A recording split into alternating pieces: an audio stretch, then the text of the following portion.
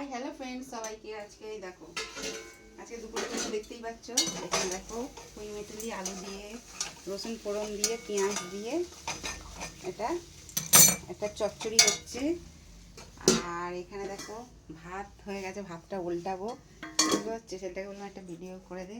আর এখানে দেখো ডিম দিয়ে ফুলকপি আলু দিয়ে, যে ফুলকপি আলু লাল লাল করে ভাজি হয়ে গেছে, বুঝতে পারছো।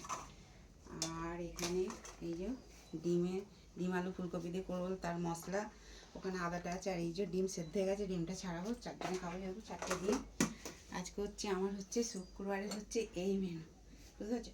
যত ইউটিউব ফেসবুক যত মিষ্টি মিষ্টি দাদাভাই দিদিভাই যত ফ্রেন্ড আছে সবাইকে বলছি আজকে আমার শুক্রবারের এই মেনু। আর ঠিক আছে চলো। আর সকালে যেহেতু আমার রান্না, আমি সকালে রান্না করি, দুপুরে এটা পোস্ট করি, এটা তো দুপুরেরই খাবারের রান্না বলে, যেহেতু সকালে এরা ডিউটি বেরোয়, বুঝতে পারছো।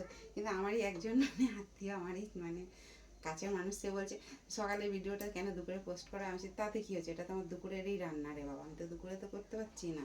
ওই জন্য আমি সকালবেলা যে টাইমটায় রান্না করি সেই টাইমটাই তো আমি টাইমটা বলে আমি দুপুরবেলা দুপুরের পোস্টটা করছি। এটা কি আমার কিছু অন্যায় হচ্ছে?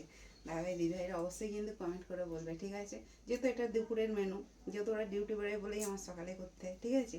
ঠিক আছে চলো তাহলে, টাটা বাই, সবাই সুস্থ থেকো, ভালো থেকো। আর আজকে আলু ফুলকপি ডিমের কষার ভালোবাসা, পুঁই মেটুলির চচ্চড়ি ভালোবাসা, ভাতের ভালোবাসা, ঠিক আছে চলো টাটা বাই সবাইকে আমার তরফ থেকে।